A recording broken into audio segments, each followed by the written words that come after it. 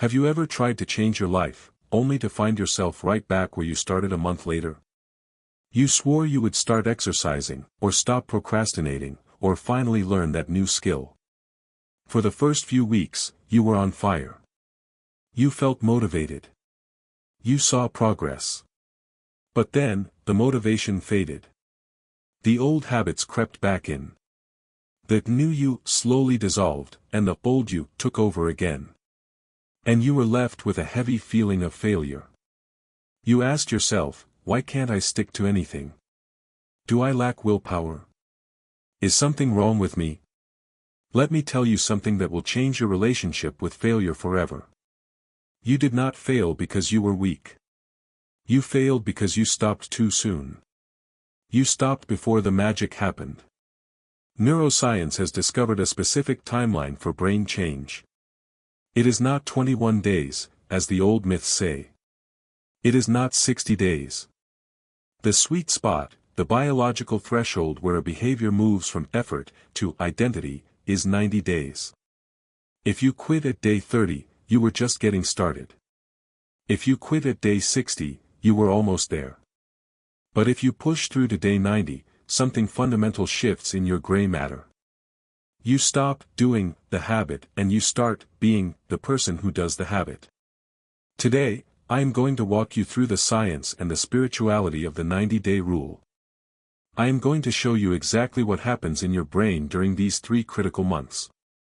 By the end of this video, you will understand why your previous attempts failed, and you will have the roadmap to make your next attempt permanent. But before we begin, ask yourself, what is the one change you have been trying to make for years? The one that feels like a revolving door. Keep that in your mind, because the first phase of the 90 days explains exactly why that door keeps spinning, and how to finally jam it open. Phase 1, days 1 to 30, the destruction phase.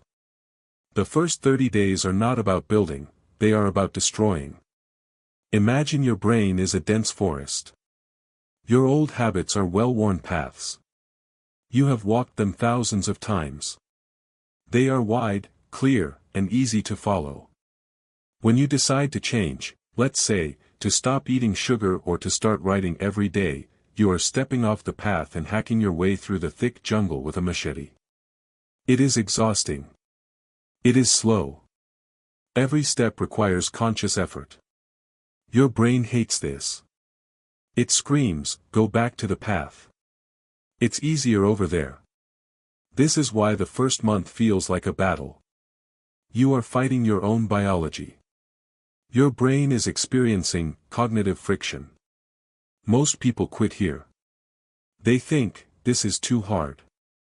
It shouldn't be this much of a struggle. But the struggle is the point. The struggle is the evidence that the old neural pathways are beginning to atrophy. You are starving the old connections. During this phase, you will feel resistance. You will feel emotional volatility.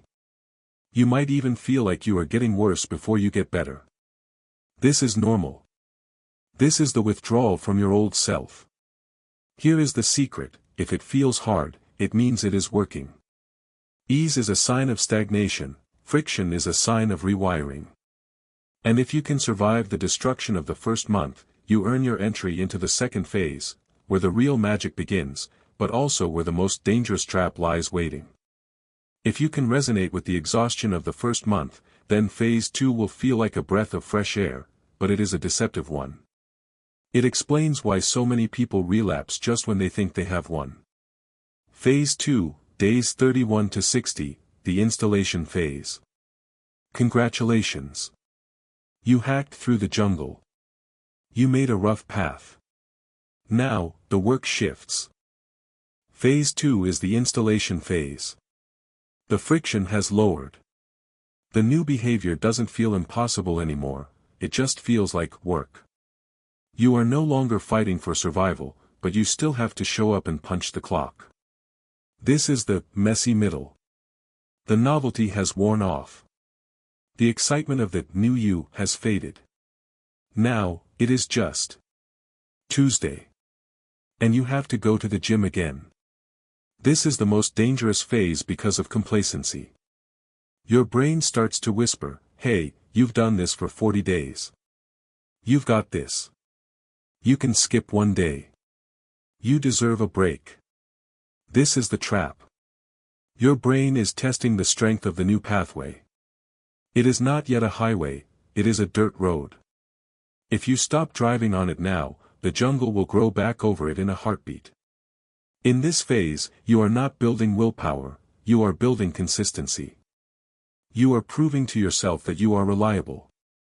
You might not see massive external results yet. The weight might not be dropping fast enough. The business might not be profitable yet. This is the valley of disappointment. But internally, the neurons are firing together. They are insulating the connection.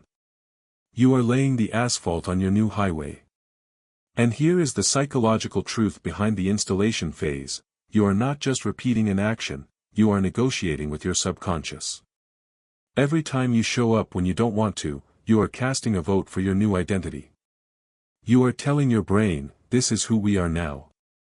If the first phase was about breaking the old, and the second phase was about practicing the new, then this third phase is where the miracle happens. It is the phase where the effort disappears. But ask yourself this: have you ever done something so many times that you can do it without thinking, like driving home or brushing your teeth?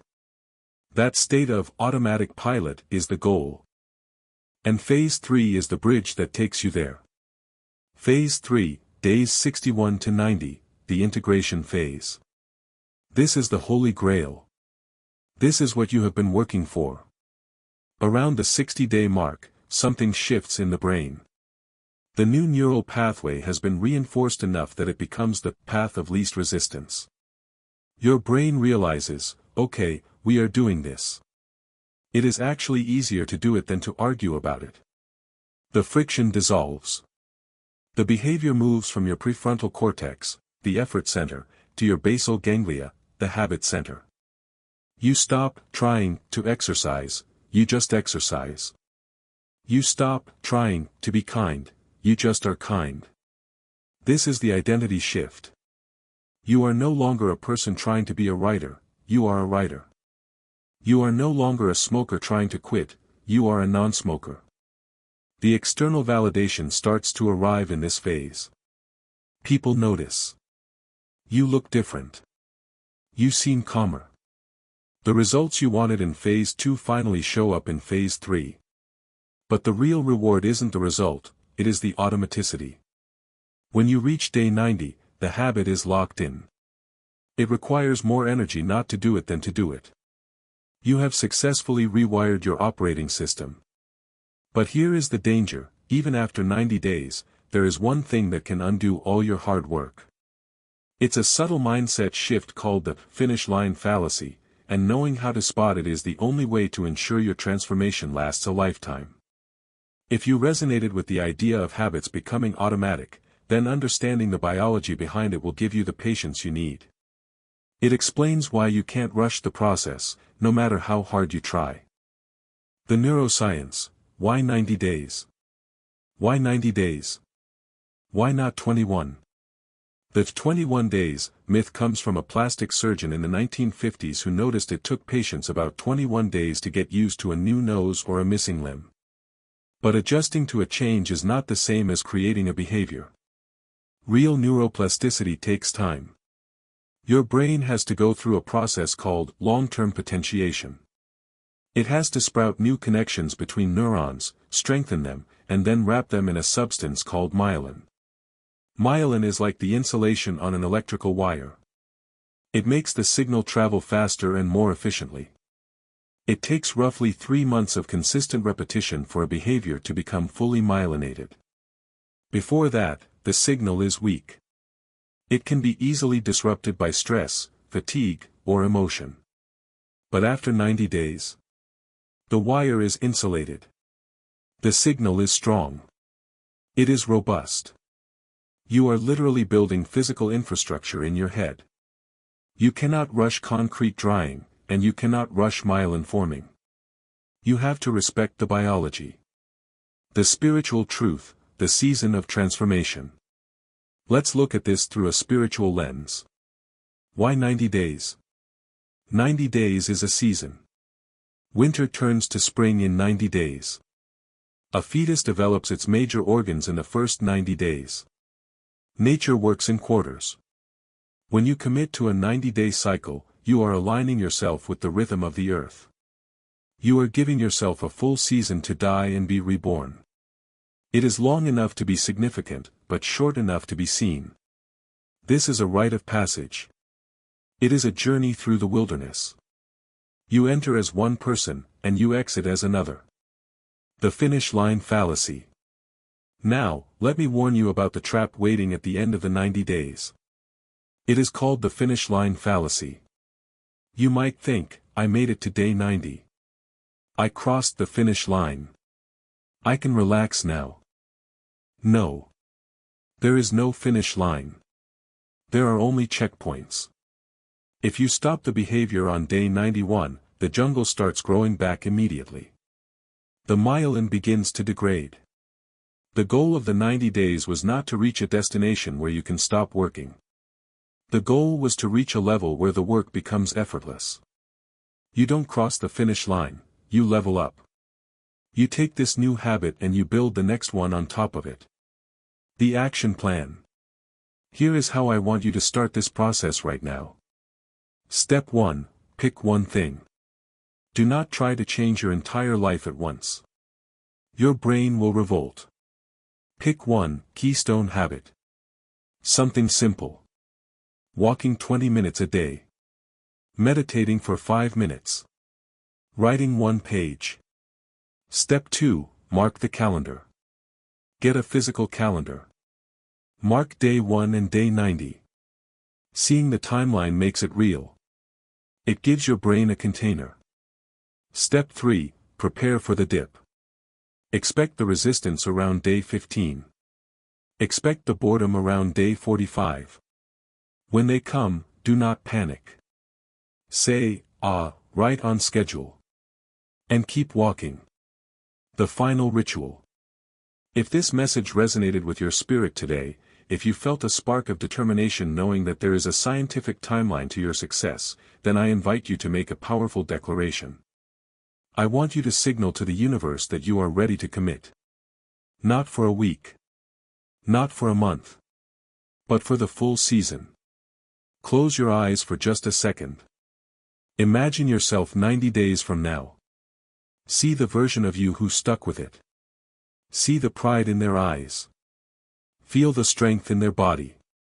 And silently say, I commit to the process. I trust the timing. I am becoming new. And to seal this intention, go to the comments below and write these simple words. I accept the 90-day challenge. Let those words be your contract. Let them be the moment you stop dabbling in change and start mastering it. You are capable. You are resilient. You are wired for transformation. Thank you for sharing your energy with me today.